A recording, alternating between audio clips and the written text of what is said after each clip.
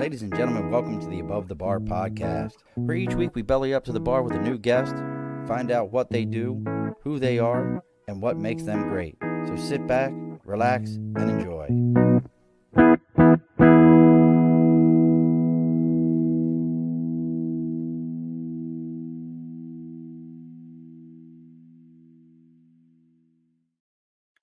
Alrighty, folks, welcome back to the Above the Bar podcast. It's your host, Sean. We have bellied up to the bar today. It's another ladies' night because we're lucking out here 2 weeks in a row. We have the opportunity to have another lovely lady joining us, and you don't have to stare at this mug the entire time. So, and we didn't even, you know what? This is like, oh, I keep forgetting to do this, and I normally ask. So she'll have to tell me in a minute. But she has manifested her, and I didn't tell you this either. I don't have any. There's no script for how I introduce people, so just be prepared here in a moment. You know what I'm going to do? I'm going to manifest the best opening that I can for you, so that everyone knows what power there is in manifesting things. And I've even got my own steps to making it happen. So joining us, and she'll tell us what parts here she's at because it's dark. So I'm going to assume it's East Coast, just like myself here. But joining us is I love this line, from orphan to Oprah, Miss Michelle J. Lamont. Hi, Michelle. Hey, how's it going? Well, I'm excited for Ladies' Night Part 2. Ladies' Night Part 2. Just no ghost this time. Okay, whatever you say. Oh, look, Shaggy just showed up. What's up, Jason? Been a while. See, I said no ghost tonight, and then our buddies from Shaggy from Paranormal and the Funhouse shows up. So, hey, Shaggy. So, how are you, my dear? How are things? Listen, life is great. Is it just glorious? It is, my wildest dreams. That's what I'm talking about. So, yeah, we're going to find out about those dreams here in a minute. So, real quick, let's go ahead and get some house cleaning done here, folks, and then we can talk about what Michelle's got going on. We're going to learn about manifestation. And if you want to do a quick look as I'm doing my house cleaning, you can always check out Michelle with 2 L's, jlamont.com. But, oh, look at this. Cody's even showing up. Everybody's showing up.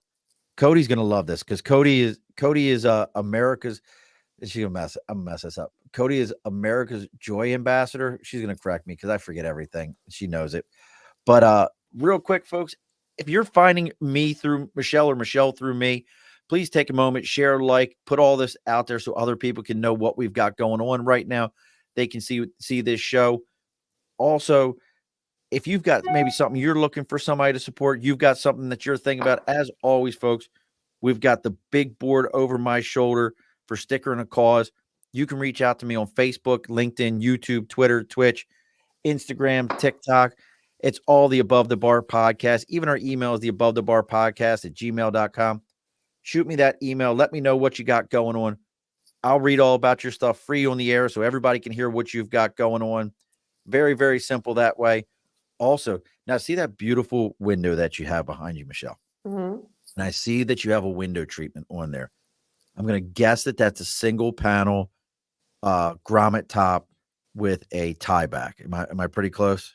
I have no clue. It's a hurricane door. So you have no idea. And that's why you need budget blinds of East Greenbush or budget blinds of Hudson and Coxsackie, New York. I probably do. They've been around for 30 years. They're America's largest window treatment company. They've got something for everybody. They can help you figure it out. And these are all custom fit for your home. Make sure you're reaching out to them. You can find them also on Facebook, on Google business profiles. They've got it all. Check out what they've got going on. And for this month, their big promotion is up to 18 months of interest-free financing through budget blinds of East Greenbush and budget blinds of Hudson and Coxsackie, New York. Make sure you reach out to them. Let them know that you're there to belly up to the bar. They're going to take great care of you. All right. And see, I told you it was America's Joy Catalyst. I know I get it wrong. I get it wrong every time. I don't remember things. So would you mind telling us, where are you, Miss Michelle? I am in beautiful St. Pete, Florida. Oh, I was just talking to somebody about Florida. Oh, yeah? Well, because one of my customers is going down to Key West, which is very Florida's like New York. You tell people you're like, I'm going to Florida, and they think everything's like 10 minutes away from everything. Yeah. People are like, oh, I'm going to New York. And it's like, you're coming to New York? They're like, yeah. And you're like, oh, well, they're like, well, stop by. I'm like, I'm nowhere near the city. They're like, I mean, do what? you mean Manhattan? Do you mean the island? Yeah, What are you yeah. talking about, New York? Yeah. I'm two and Albany, a half upstate. hours. Yeah. I mean, New York is very widespread. Yeah, I'm nowhere near that. In any what's up, Air Radio Apprentice over on Instagram? How are you, brother? So I'm learning also that Instagram's messages don't come over onto it. So we're getting it all figured out here. So let me make sure I got all your story as right as I got it. So we mentioned the orphanage to Oprah. You've been involved, you're an entrepreneur, podcaster. I love the happiness expert. You and Cody, joy catalyst and happiness expert. You guys could just do something. That is a lot of sweetness and a lot of happiness going on. But I mean, you are, I mean, I don't know, how do you even, all right. So I'm trying to get it all into my head. So manifestation is, there's a lot of, I love the idea of manifestation. I truly believe that, keeping positive things out there in the air, keeping positive thoughts out there, the more you speak it into existence, it will happen for you. But I think also, and I can't wait to get your take on this. I also think that people don't understand manifestation and they think, well, I said it 10 times. Why didn't it happen? Am I on track? Yeah. So, the shortest explanation is manifestation is the art of bringing something from your thought into reality, right? So if you're talking about the metaphysical idea of just repeating something over and over again and sending that energy out, well, it's like putting gas in the car with no address and nowhere to go. Thank you. Thank you. And there's a lot of different aspects to it, right? There's the quantum field. And so you have to talk about whether you're talking about particle or wave. Then you're talking about your subconscious mind. And in your subconscious mind, you have your thoughts that you're not thinking that you're thinking. So 80% of your brain is subconscious. And these thoughts are coming in whether you want to think about them or not, because you may have experienced trauma in some way. And so the second that you say, well, I want to manifest leaving my job and starting my own clothing line, the inner child in you that was told no or didn't spend money on them or whatever it was, has all this like insecurity and fear. So your amygdala gets triggered, and in the brain we just can't stop these things. So when you go and repeat something 10 times, it's not abracadabra, but abracadabra is manifesting, and it does mean manifesting actually in Arabic. But what you're doing is you're clearing a pathway for the universe to make it the easiest and best way for you to transmute your energy from your thoughts to reality. Okay. So that is absolutely the best definition I've ever heard of manifestation.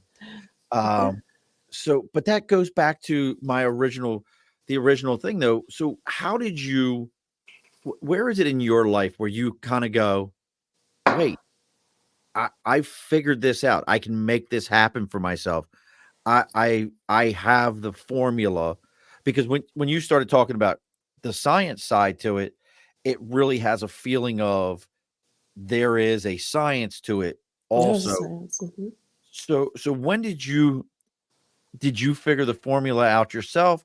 Did somebody introduce it to you? How did that happen for you? Well, there's nothing original, right? Everything's a copy of something else. Everything's a copy for something else. But yes, I'm a first generation American, so I'm Colombian American. And when I was 11, my mother died of undifferentiated lymphomic cancer. And it was about 4 months before my 11th birthday. I enrolled in 7th grade. I came from a successful family. They had multiple businesses. We grew up quite nicely.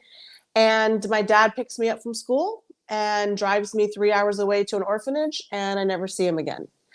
I didn't get to say goodbye to my dog. I didn't get to say to my brothers and sisters. I just lost my mother, and I lost my entire life. And let's just say that in a state-run orphanage in Texas, you're not attracting the cream of the crop. You're attracting the cream of the creeps. And so I endured that until I graduated, multiple different ways and times, physical, sexual, emotional abuse, get a scholarship to college, and meet somebody who I thought was going to protect me, and da da da da da. And it ended up being a very tumultuous, long. In the beginning, I didn't know he was a narcissist, and then figured it out later. So in 2015, after 4 miscarriages, a lot of mental, emotional, and financial abuse, I filed for divorce, and I divorced him. And in April 23rd of 2016, I attempted to unalive myself. And when I didn't succeed, it was the first time really I had failed at anything, because whenever you receive a really big trauma when you're a child, you're out of control. So some people go to becoming like addicted to things, so alcohol or drugs or sex or whatever it is, shopping. And then on the other side, people become planners. So they want to be perfectionists. They want everything to be like so perfect. So whatever trauma can't happen to them, because they're not going to be walking around with their eyes wide shut. And when I survived my suicide, I was very upset, and I was very angry. And I didn't do it with a gun. And I had so many trepidations. I went to gun class, and they said women generally change their minds at the last minute and move, and they become quadriplegics, and they have all these things. And so then you would have that walking around with you every day. So I'm laying in bed, and I'm thinking, like, do I go to the Texas lone pawn shop and buy that gun that I'm thinking about? Or do I try this again? And my TV just comes on out of nowhere. You already told me nothing is by accident. Yeah, I didn't say by accident. I said out of nowhere. Okay. And the remote was in front of the television. And I'm staring, and I didn't believe in God, and I didn't believe in any of that thing, because what kind of God rips a child from its mother, its home, its family, blah, blah, blah, blah, blah. I didn't understand the broader scope of things, okay? And so I'm laying there, and the TV comes on, and all of a sudden, I didn't really understand even what YouTube was, because at the time I was a publicist for network television. And I just did a lot of different types of PR work, did television, did sports, did all varieties. Excuse me. And this TV comes on, and it's like YouTube, and this man's on the screen. And he says, when you change the way that you look at things, the things that you look at change. Wow. And right? Wow. Right? And so for whatever reason, I sat up in the bed, and I continued to watch him until like 4:00 in the morning. I would just search everywhere for this man. And then the next day I got up, I went to Half Price Books, and I was like, I need every book that Dr. Wayne Dyer has ever written. And they were like, well, there's 44. I was like, I'll take all 44. I read about 50 books a year. So I was like, I can do that. I can do 44 books. She's like, oh, we only have 18. I'll take the 18. And from that, I went back to school, and I got my mindfulness cognitive therapy in an 18-month program. And the first thing we studied was the brain. And what I learned was, I knew there was something wrong with the computer, but I didn't really know what it was, because there were so many different issues that had happened. And I'm sure a lot of people who are listening can understand that they've had childhood traumas, and I'm sure you've had experiences in your life. Oh, yeah. And so there's a part of our brain that's behind our ears. It's very tiny. It's called the amygdala. And the amygdala is the 7 sensories that we push back on. So fight, flight, fear, fornicate, freeze. I can't remember the other 2, but there's 7 Fs. And the second that the thought comes into our mind, like, I'm going to live a happy life, and I'm not going to work for somebody else. I'm going to work for myself. The minute that trauma comes in, where you felt insecure or abandoned, or like you're an imposter, or it's not for you, it's for other people, or I don't look right, or I don't sound like, or I'm not educated, I'm not the right color, I'm not the right sexual orientation, whatever it is, that's the amygdala stopping the thought from the frontal from the back of your brain, from your reticular activation system, the RAS. And then right here, the amygdala goes, wait, remember when we did this last time, how hurt we were, how disappointed we were, how upset we were, how it really pissed us off, how it didn't work out? We're not doing that again. So it dilutes goes from 100% to 70% to like 30%. And then the frontal cortex comes in and says, I mean, it doesn't sound that bad. And so then you start talking to everybody else because you don't trust your energy and your intuition. And so everybody else is making your decisions instead of being guided by the universe. Wow. And look, we're in one solar system. We're in one solar system, and there's 156 billion with a B. There are infinite possibilities that anything can come into your reality. So that's a ton of information. I got to pause you for a moment because I want to dive into that. I mean, there's so much there. And folks, again, check out michellejlamont.com, see what she's got going on there. If you're watching, please hit that like and share and all those different things so that others can hear about what she's got going on and see what's happening here. But I want to ask a question here, and we've got a couple people that popped up real quick. Crazy Aunt Rose says she's learning to manifest in her vintage world. That's just because she is a full adult. She's not a partial adult like I am. She's a full adult.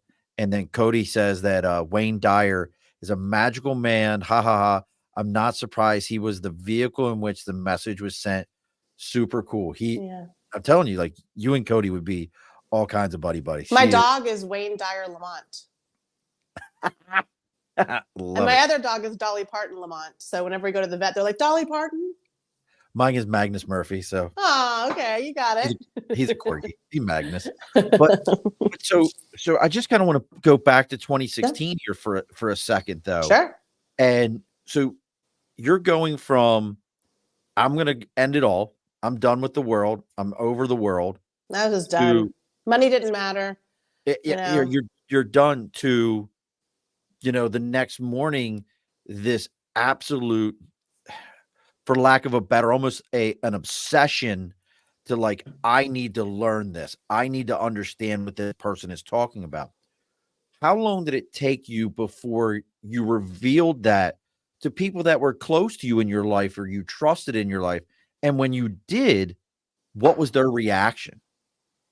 Well, for somebody who really never fails and had already known that she was going to succeed and written letters to people, it was a pretty hard walk back to, oh yeah, I decided to, like, hey, I survived, just got out of the hospital, and yeah, so I'm sticking around, looks like. So when did I start telling people about manifesting? When that experience happened, I'd never had anything like that experience in my life with Dr. Wayne Dyer. I'm somebody that did not believe in crystals or psychics, or like, I just wasn't leaning that way because I always thought they were like scammers and not authentic, and I'm a Scorpio and I'm a life path 9. I can read through bullshit in 5 seconds. Okay. You got to educate me. I don't know what a life path 9 is. So I have my 9 right there. So you can just take your birthday calculator. You can go into the internet and put in life path calculator, and you put your birthday in, and it tells you your numerology. And that numerology is like, if your astrology sign is your sexual orientation, your life path number is your DNA. Interesting. Yeah. So everybody's numerology is different. And so 9 this is my last time here. So 9s don't have children. They go through a lot of pain and turmoil, and then they become spiritually awakened if they awaken in time and they're not part of the lower matrix. And they come here to elevate people and to help people step into their divine abundance. I'm a 5, it says. Okay. So this is your 5th time here. Okay. How do you resonate with the description of the 5? So it says people with a 5 life path number or in a lifelong adventure. They are ready for anything and want to soak up every experience this world has to offer. Life path 5 people tend to learn by living and don't allow themselves to get stuck in any situation that has outworn its interests. The moment things start to get humdrum, a person with this life path will move on to something more fascinating. That's absolutely me. That in of itself, I'm the person like I own my own business, and the biggest thing I have to always teach myself with owning my own business is not to allow it to become routine, that I Hmm. have to constantly be adding things to it or looking for things because I'll pick up on things pretty quickly and be like, all right, I got this. Somebody else run this. Let me go do the next thing. So yeah, Yeah. interesting. So I've never like I've heard of numerology before, but I Hmm. always heard it associated with like ancient Hebrew, and it was a lot more involved with like your birth date and the way your name is, and a lot of that kind of stuff. I always heard it differently. And there's so many different ways to map out the blueprint of your life, but everything in the world breaks down to some mathematical equation. I would agree with that. Absolutely. So if it was JP Morgan that said, millionaires don't study astrology, billionaires do. Oh, And interesting. so if you're going to do the numbers and you're going to have an interest of having abundance in this life, which is just a game, it's just a game the universe is playing, then you're going to have to expand your horizons and push yourself past what you would mentally be okay with for yourself. For me, mentally, if I had heard, if 2015 Michelle could see 2024 Michelle in this interview, they'd say that was an imposter. Michelle would never talk about that. She's so practical and she's so pragmatic and she's so such a planner and all that sort of thing. But the universe, when the universe has a plan for you, you better move out of the way, pretty much, because the universe is going to get what the universe wants. Yeah, I'm not going to argue with you there in any way, shape, or form. I've always, even my mother has always taught me everything for a reason. Everything for a reason. I mean, and she's a very spiritual woman, Mm-hmm. and she just, her outlook is, look, everything happens for a reason. And folks, look, the reason you're here listening to Michelle is you want to learn more. So make sure you're asking questions so she can hear you. You like how I do that, right? I just tie it all Yeah, together. yeah, I like it. It's just I'm pretty, magic. I'm pretty good. I manifested that. Magic with a K. I like it, Magic Mike. Um, but now here's I want to. So you kind of had to let people know that, hey, this is where I'm at. But where does it become?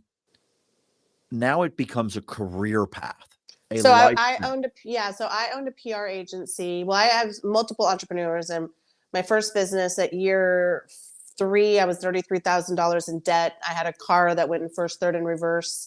All I had was like college junk.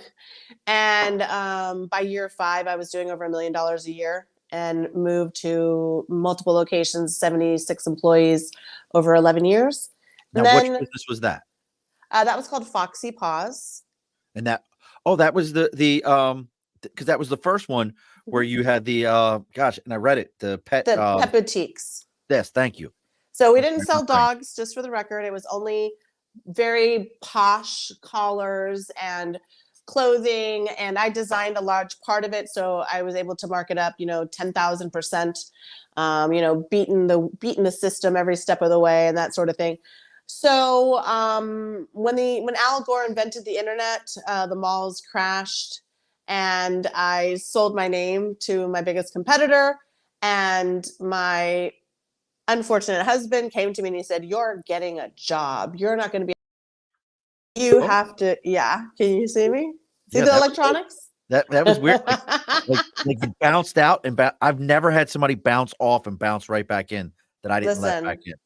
The listen. universe had you covered right there. Right. And so I said, you know what? I did so many TV segments for the store. I really think I could be a TV media specialist. Didn't even know what that was. Went to the library, checked out a book on PR, and I was like, yeah, I can do that. And had my first client before I closed my store. And then my third client was Dancing with the Stars, Dallas Cowboys, and all the sports, because I was in Dallas. So I became an overnight success. Within 45 days, I had net $50,000. And so the universe was just like, hey, let's go this way. And finally, they made it apparent that I had to divorce my situation, and filed for divorce. And thankfully, I was able to heal myself. I was able to forgive my father. I was able to forgive my predators when I was a child. I was able to forgive my ex-husband. and most importantly, myself. And during that process, it was very hard to talk about manifesting because the league that I was in with national clients and networks and athletes and that sort of thing, you have to be insurable. And somebody who is talking about spirits and manifesting and, oh, by the way, attempted to unalive herself is somebody that's probably a pretty big risk for a company to invest, $100,000 project in. So I set myself I decided that I had really manifested quite a bit. And through clearing of my brain and starting to go to retreats, studying energy, studying quantum physics, studying how the Buddhists live, how the Hebrews live. I'm a Colombian, Texas girl, and we would cut its horns, wipe its ass, bloody as hell. I became a vegan, been a vegan since 2018. There was a spiritual connection to a Buddhist retreat that I went to that just took that away from me.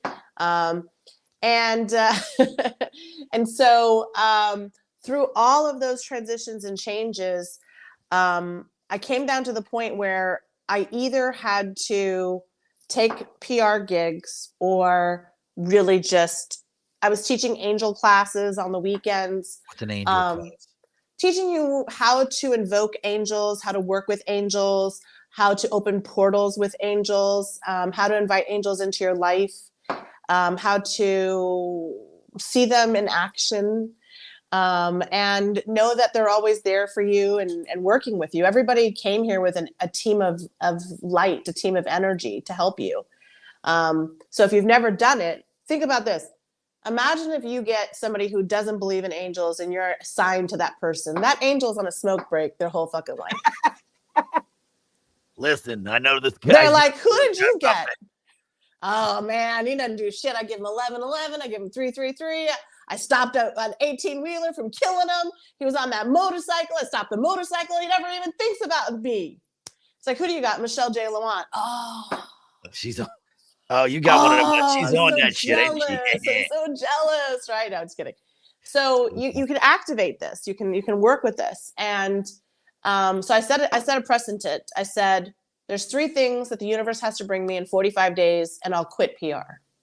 The first is a TED Talk. The second is Oprah Winfrey. And the third is a $10,000 manifesting client. And I had actually just applied to TED Talk. And in my city, Dallas, Texas, where there's about 8 million people. The city I live in now has 200,000. There's probably more dolphins than people. And this morning, there was like 20 dolphins right behind my house. I live on the water. And so I had put my application into TED Talk, and I was applicant 2,244. This charity that was kind of close to my heart asked me if I could get them some TV. So I said, sure, booked them a gig on ABC. And I go into the ABC station, and they have their own mini Starbucks because it's such a big, it's not Scripps, it's Belo. And so they have these big corporations, and they have a lot of money. They don't want the newscasters, the reporters leaving. So it's a free mini Starbucks. So the 2 ladies that were going to do the segment brought this older lady who I assumed was their grandmother. And I went over to her and I was like, hey, would you like a coffee? What would you like? There was a cop that got shot, so we're going to have to wait for an hour to go back on the air. So we're just going to, chill here. I just want you to be comfortable. So I go and get her little, drink and her little pop thing that she wanted, a little candy pop thing, a cake pop. The cake pop, yeah. Yeah. And I go down and sit down, and she was like, well, how'd you get involved in PR? And we started that conversation. She's like, so do you love doing PR? I said, no. And it was the first time I ever said it out loud. She goes, she was like, what? I said, I really am a manifestation coach. That's what I really am. She goes, you got a speech on that? And I said, yeah. And I had been practicing for my TED Talk. And so she said, well, you got one that's 7 minutes? I said, yeah, actually, I just finished one that was 7 minutes. And she goes, can I hear it? And I said, sure. I was like, oh my God, I just memorized it. So I start with a good impact statement from Einstein, and then I go in with theory, and then I talk about how manifesting has changed my life, and blah, blah, blah, blah, blah. And I finished. And she's sipping her drink and she's just looking at me and she goes, Michelle, do you know what TED Talks are? And I said, yes. She goes, there's auditions to Dallas. Excuse me. Excuse me. Excuse me, guys. And I said, Flush, yeah. flush. I said, I just filled out my application. And she goes, you did? She was like, spell your last name. She opens up her little laptop. She starts sitting. I'm like, what is this lady doing? And I thought she was maybe going to set me up with her son. All the moms always want to set me up with their kids or their uncle or their brother. And she said, Michelle, that was truly one of the most magnificent ways and eloquent speeches I've ever heard on the subject. And I've been studying the law of attraction for 40 years. And I said, thank you. She goes, there's 5 seats for Dallas. I said, yeah, I'm applicant like 2,200 and something. She goes, well, there's actually only 4. I said, no, they changed it. Like, I was so disappointed. I was like, there's only 4 slots. I was like, no, how does grandma know?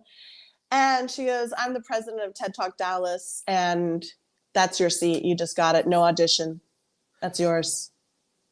What? 17 days later, another miraculous situation happened, and I got a one-on-one with Oprah Winfrey.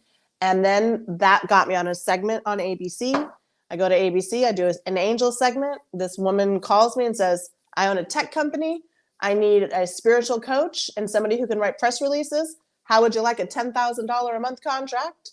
I said, guess I'm changing my Instagram to Manifestation Master because I got everything I wanted. And that was shit. that was the beginning of that. Holy crap. Like, wow. Mm-hmm. I mean, wow. I mean, Michelle, I'm trying to put this all in my head. Sure. I mean, that's riding that wave of energy right to every spot that you wanted. I mean, I can't even, I got to tell you, so it's crazy that you're here. And so I've been doing a lot of that's why I want to talk to you so much. So again, I told you, been reading Laws of Success, which is Napoleon Hill, if you've never read it. Sure, of course. And they don't refer to it as manifestation. Well, that name really wasn't what the trending name was for it back then. Back then, it was what was it? It was gosh, I can't think of what he refers to it as, but it's auto suggestion. Auto suggestion, yes. But he talks about things like using they refer to telepathy, which is very telepathy interesting. is true. The CIA has proven it. But it's very interesting. This is in the 1920s. Sure. You read this book and they're like, listen, if you make $20 a week, make sure you're putting $3 away. Ladies, your man needs a sandwich. I mean, that's what's in this book. And smoke your cigarettes when you're pregnant. Listen, everybody smokes Camels when they're pregnant. It's safe that way. I mean, exactly. The book is very interesting. But as we're talking here, and I told you that you and Cody are going to be the new best friends. I'm just going to let you know that, because one of the things that I forgot about was that you had the pet boutique thing. So and I owned a boarding facility and sold it. Definitely peeps. Haha. Love Rocco and Michelle. She's up here in the Albany area and owned a boarding facility for pets. And she does, and I'll mess it all up. It's transcendental dancing, something like that. She always yells at me. Yeah, I can't wait to meet her. And then my buddy Corey is in Grapevine, Texas. Grapevine, Dallas, Texas. Yep. There you go. And he could use some manifesting in his life because he's got some things going on. Here he is popping up. And then Lisa Marie, she saw you pop up a week ago, or as I started this, and said she's one of my wife's closest friends, and was like, I need you to remind me when this comes on. I need to see this woman. And then Cody, again, good luck with that, Sean. Trying to make sense of it. Ha ha ha. The divine is magic. I never get it right. It's so now we're full-fledged at this point. Sure. You said what you were going to manifest, the Oprah piece, the TED Talk, the 10K gig. You say that's going to happen, and you put it out into the world, and the universe says, I got you. Yep. When the Oprah was the third thing, and that night on the carpet, I changed it. And let's not stop there. You've also, I mean, the Kardashians, I guess we'll go with that, but I mean, come on, Kim K is pretty great. I mean, is she? But Cindy Crawford to me is amazing. That was my very first manifestation, right out of the orphanage. So when I was in the orphanage, Waco Children's Methodist Home in Waco, Texas, it was a very, very evil place, very cruel place to be. And here I am, a Latina. We grew up dancing. You know, we're always moving our body. We're not allowed to sing. We're not allowed to dance. I was in trouble all the time. It was a Methodist place, and they didn't let you sing. They wouldn't let us do anything. We had That's very odd. Some Methodists, and we sing all the time. Exactly. The front of a Methodist hymnal actually lists how you should sing and giving all your energy. Like it's in the front of our hymnal. Exactly. That's very odd. Well, the reason that they did that is because they didn't like the music of that. No banda? Yeah, all of that kind of stuff. You know, George Michael with an earring, and they couldn't control that. So, you know, there's only so much Amy Grant you can listen to. And so anything outside of that was considered indecent. So you could sing Amy Grant, you know, but anything above, you know, like maybe, you know, I don't know, whatever 1920s music was, they were like, no, if you sing anything indecent, you're in trouble. So I was very indecent, you know. And I would get magazines, and the magazines would have this. First of all, everybody was a blonde, and this was the first brunette bombshell ever, right? And so I would see all these pictures of Cindy Crawford, and I would tear it out of the magazine like I was in a hypnotic trance. And I taped them all up to my little wall, and I would just stare at her all the time. And I was like, I want to have a mole. I want to be 5'11". I want to go to Princeton. You know, I was like, oh my gosh, I'm going to be like Cindy Crawford. And I would just talk about her to everybody. So long story longer, right after I arrived in college, I go to my suite, to my dorm, and I all my possessions fit in a garbage bag. And so I pull out what I think are prized possessions, my tape ups in the wall. On like day 2, I'm putting like a guest photo up and everything. And this girl comes in, and looks like a model, Rachel Brazé. And she comes in and she says, why do you have all this trash on the wall? And I said, oh no, that's my Cindy Crawford wall. She goes, you really like Cindy Crawford that much? I was like, oh my God, I'm obsessed with her. I was like 17. And I was like, oh my God, I'm so obsessed with her. And she goes, wow, that's so weird. And I was like, what? She goes, I'm a model, and I'm modeling with her next week. I go, what do you mean you're modeling with her? She's like, yeah, she's lead model. I'm second. And I'm like, wait, what? She's like, do you want to go? I was like, me? She's, yeah, but do you have any clothes to wear? Because everything you wear looks like pretty raggedy. I said, no, I'm homeless. I just got here because I have a scholarship. So I don't have any clothes or shoes and stuff. Like my stuff is pretty bad. And she's like, well, my mom's rich. Let's go shopping. So she took me to the mall. She bought me Guess jeans. She got me a limited sweater. You know, she got me a denim jacket. She got me another pair of jeans. And she's like, all right, we can go. And then this car service came, and we get to the mall. And, you know, back then it was like Britney Spears in the mall. Everybody's in the mall. So it's wrapped around like a Kardashian, around the block, for Cindy Crawford. And we get out and we walk in, and I'm just like, all these models and makeup. And I just lived in an orphanage for the last, 8 years. And we had to like fight for cheese and bread and stuff. And everybody's just gorgeous and glamorous. And Rachel opens the door, and the guy goes, you're not a model. She goes, she's my assistant. And I just follow behind her, my little 5'6" self, I'm like, Arr! And then I turn the corner, and there's Cindy Crawford. And I'm just looking up at her, and she goes, hi. I go, hi. And her bodyguard goes, get back 10 feet. She goes, will you stop it? She goes, I'm so sorry. Do you want a photo? And I was like, yeah. I go, you're the most beautiful woman in the entire world. And I've been staring at your picture for the last 2 years, and I'm obsessed with you, and I love you. And I love you so much. And she goes, well, you're so beautiful. And I was like, what did you say?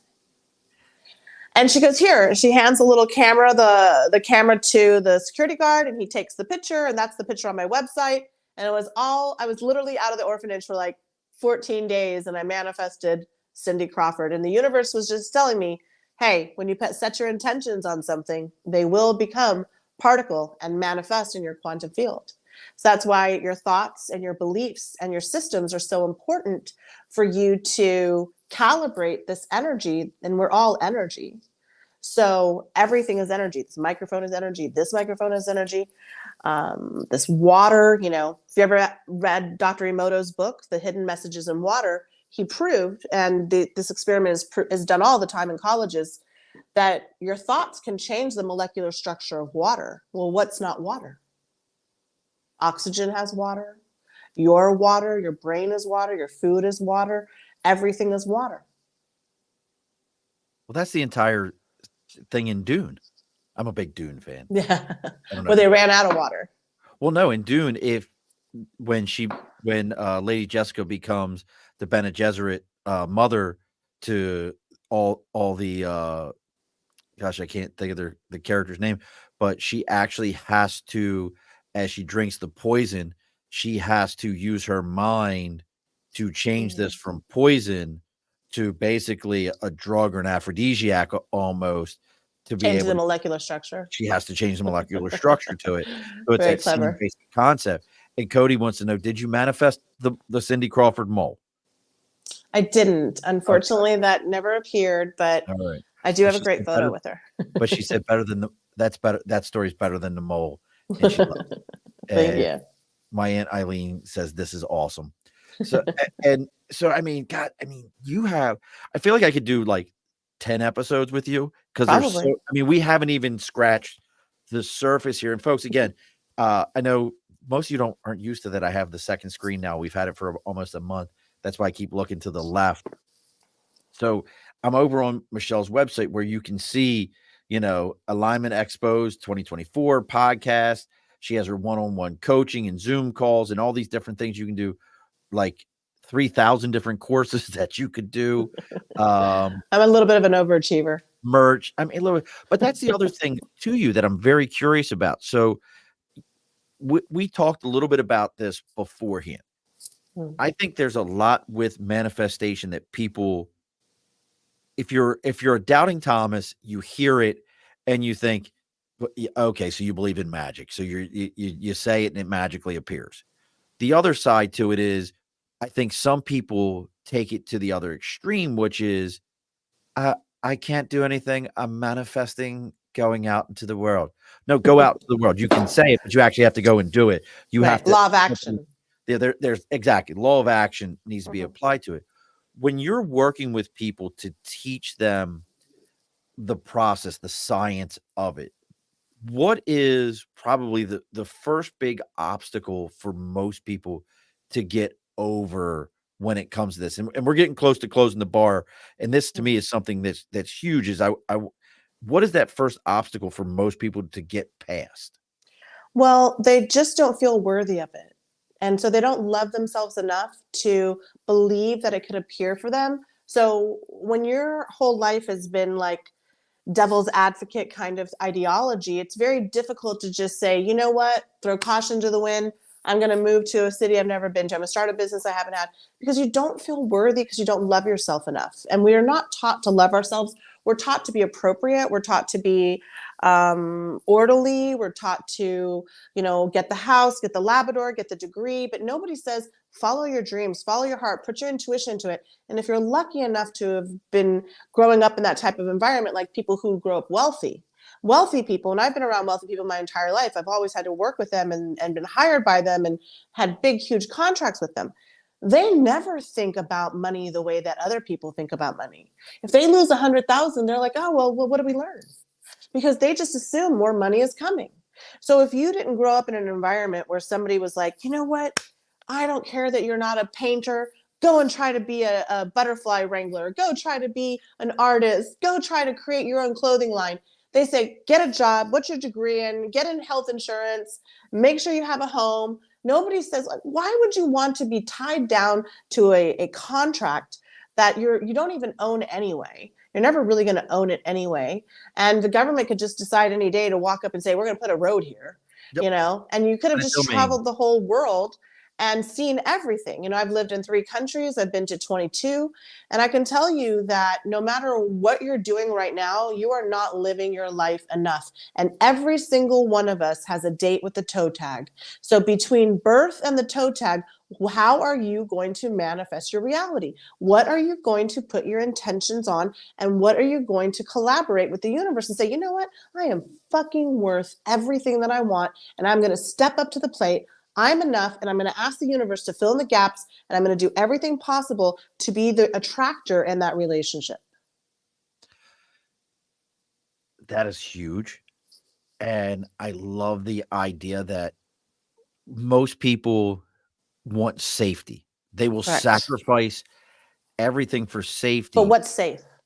Well, the other side to it is most of your most successful people in the world threw caution to the wind because they did, whether it's the universal energy, whether it's, you're faith-based and you believe that God is manifested that into your life. Absolutely. Whatever your belief system is, you have this idea that you have to go out and do these things. If you don't, like, I'm 100% with you. I was the guy 20 years in the Marine Corps. Hey, I'm going to have this when it's over. I'm going to have that when it's over. Right. It was, most people I can tell that about you. Most people say, well, that's not safe. Well, it was safe. There was things that were going to happen when it was all said and done. Yeah. Then the railroad, there was going to be a railroad pension when it was over. It wasn't until I stepped out into my first job outside of the railroad that I was like, all right, this isn't as safe as it was before. And then that only took me a couple years before I realized I just got to go do my own thing. And then realizing that I can do this. It's still scary every day. I operate off of fear. That's not good. Because but it's not here's the fear thing. in the way. Hold on. Let me tell you. Okay. So my fear isn't like, oh my God, I'm scared.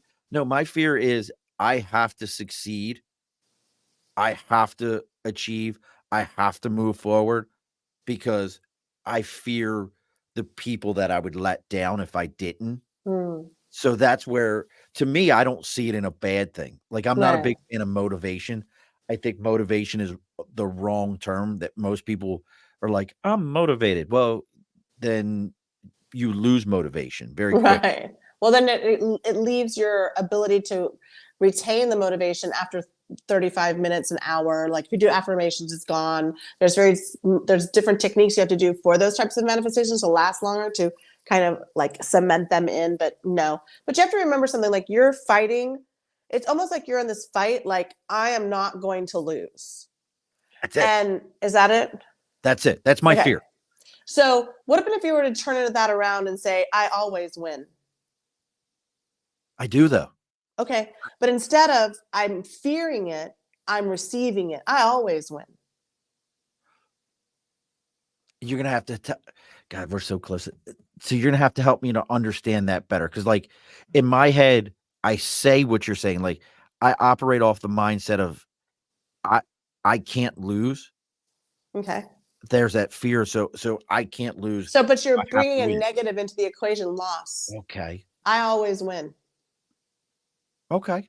I see that. You're just putting that positive intention in there. You're switching the words. Happy to glad. Switching the words because you're coming from lack, thinking that you might lose. You're putting losing into the equation. Why even put it into the equation? We don't need it. The formula isn't necessary. I get it. No, I get that. No, that makes good sense. I like that. And another way to think about it is you can only be ruled by 2 things, faith or fear.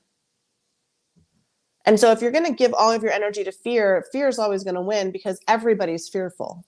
Right. But if you're going to give it to faith, you're kind of raising your vibration to a realm where the people who are really successful and really manifest what they want and really are attractors and really become magnets to the reality that they want, they don't dwell in that area. I didn't understand that with money until I became a manifestation expert, and I had a really big block with it. And then once I broke through that, it was like the floodgates I've always wanted opened up. I had somebody in my last class. She had $110,000 in debt. She was esthetician. She is esthetician. She was very fearful of money. We did one-on-one coaching for 6 weeks, broke up some of those bad habits. And then she took my class. and manifested in front of everybody in the class $150,000 in 3 weeks. And it wasn't the first person that class manifested, I think 300,000. So once you learn how to get out of this reality where you have to bargain with the universe instead of saying like, hey, why don't you just like, it would be so much more fun and adventurous if I didn't have to worry about these things. And then put those intentions and actions behind it. Do your visualization, speak of it in a positive way. So one of the things that I love to say, and all my nieces, I make everybody say it, whatever you're looking at that you love the most, your house, your car, your bank account, your health, your partner, you say to the universe, this or better on everything. So if I look at the sunset, like today, there was 2 little boats going past my house like this, and the sun was coming down, and I have 27 palm trees in my backyard, and it's just idyllic. And I said, this or better, this or better, this or better, until the sun went all the way down. I just did a little chant. Like a mantra. I just walked around my pool and I clapped for the dolphins and the stingrays and the sharks and everybody. I was like, this or better, this or better, this or better, this or better, because I'm always in appreciation, because there's a difference between gratitude and appreciation.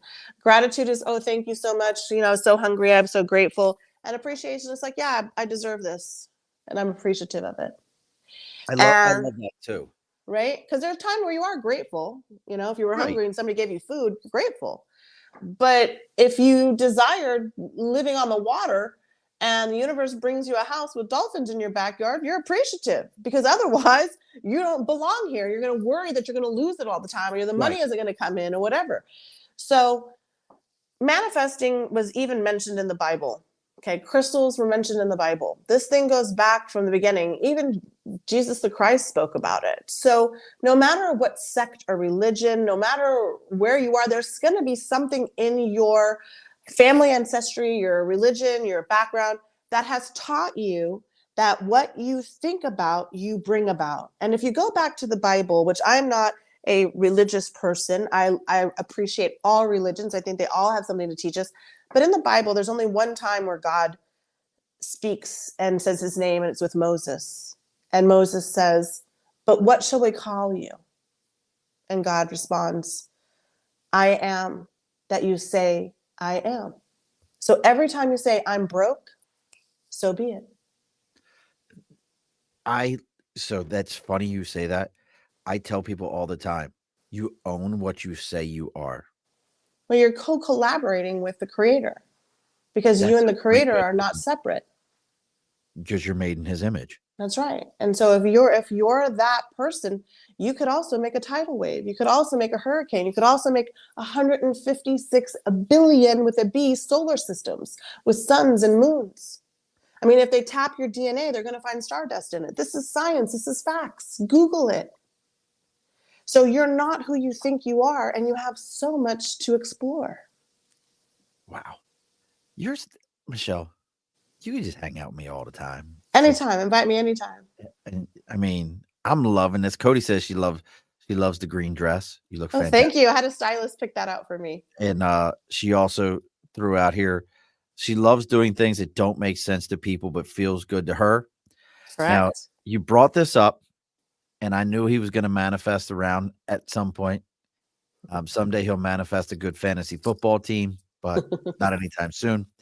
So Nate wants to know, do you have a meal when you're hungry that you like to manifest? He always asks a food-related question. Well, I'm a vegan. It's okay. Yeah. So there are certain foods that you eat for certain practices. So I do candles. I work with crystals. Okay. And if it was a full moon, I might be eating things that are more water-based. And so I put that into my practice for the night. Okay. So you take the vegan side even to that level based on, like, my oldest daughter's a vegan. My youngest daughter's a vegetarian. I wouldn't be surprised if my 6-year-old, as he gets older, doesn't get into just pure raw diet, because he loves vegetables and fruits and would rather eat that. He's the kid that when we go out to eat, he wants a salad, no dressing, no onions, no croutons, cucumbers, tomatoes, and lettuce. And he's more than happy just to sit and eat that. But I never have heard somebody.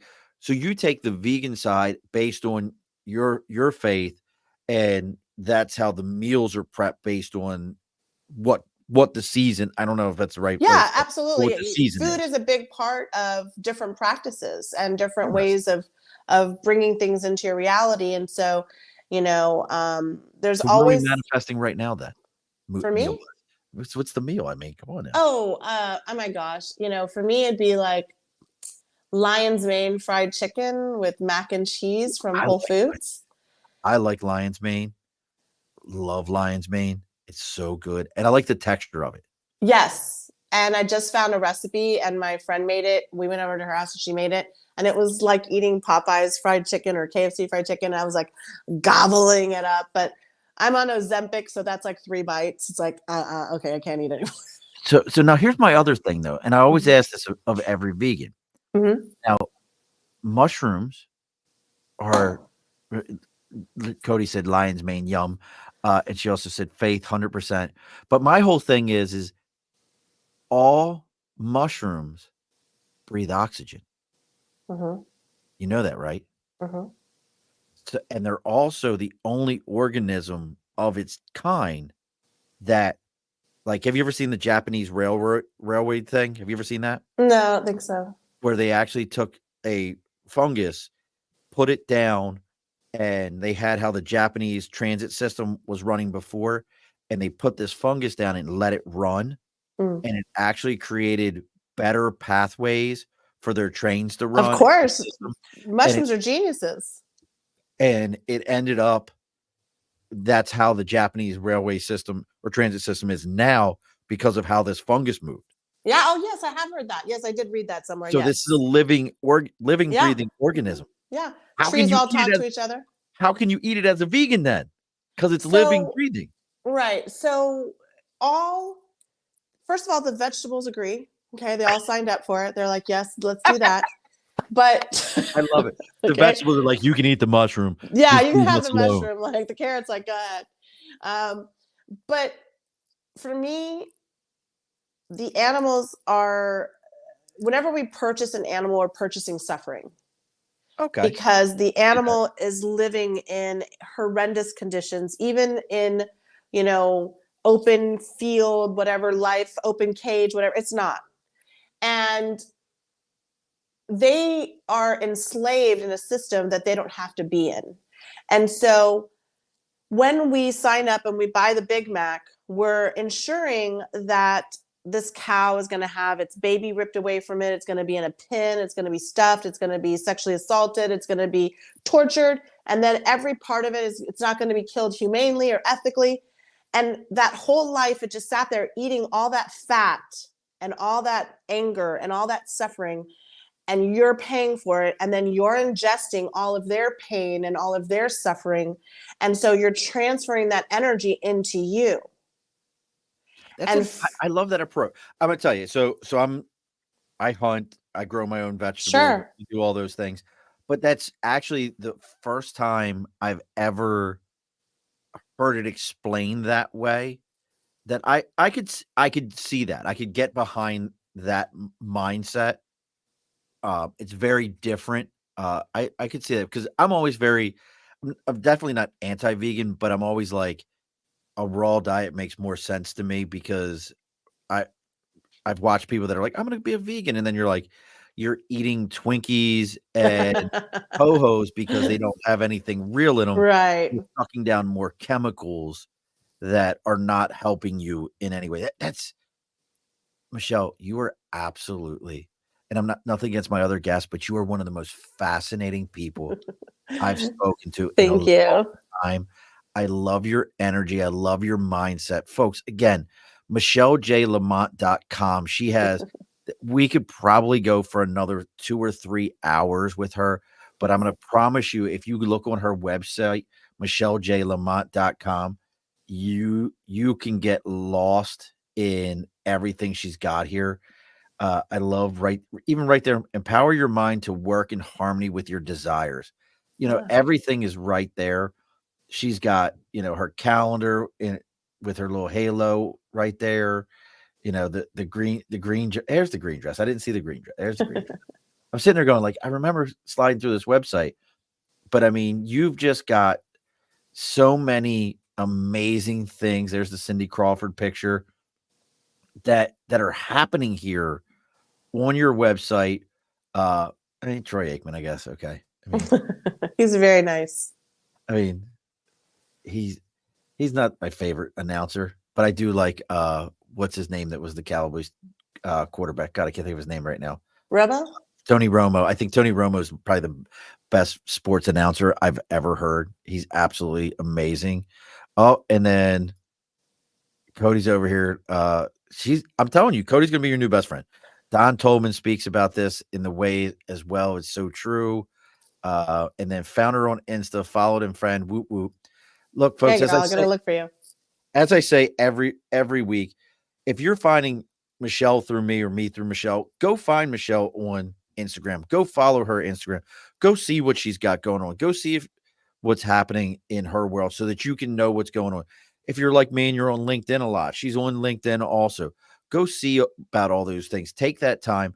She gave you this energy today to speak to you about what's going on and to help you learn about manifesting what you could have in your life. I'm telling you right now, I thoroughly believe in you. You've got to speak it out and then follow through in those actions. I'm 100% behind that. That's why I love hearing people talk about it. Make sure you're going and speaking out her stuff and go follow her and see what she's got going on. If you're finding me through Michelle, well, look, I'm looking for the same thing. Give us a like, a follow, a share. It matters. It might seem cliche, similar to when your kids are watching shows and they're like, smash that like button, that follow button. Yeah. That's the way the algorithms work, folks. Those people have figured it out. I figured it out. I need you to figure it out. Take that time. Make sure you're doing that for us. It matters to all of us. Do you have any speaking engagements, anything coming up here anytime soon that people should be on the lookout for?